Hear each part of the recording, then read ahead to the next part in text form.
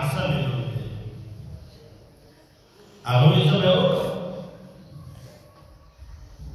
څنګه به یې کوي موږ کره دوه جینکۍ دي یا مې ورېري دي او یا مې لوڼه دي د ولید بن عاصم لوڼه دي جادو کې ډېرې ماهره دي مهارت یې سیوا دی अब होगी बस मजलिस बर्खास्त हो गया होगी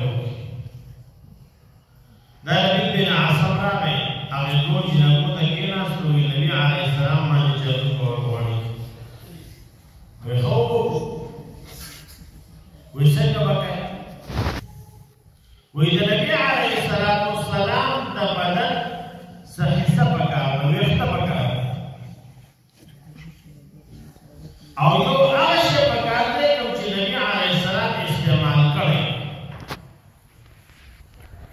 دا نبی بن عاصم نه چاره کله هغه سره بیچاره کې راپور کشي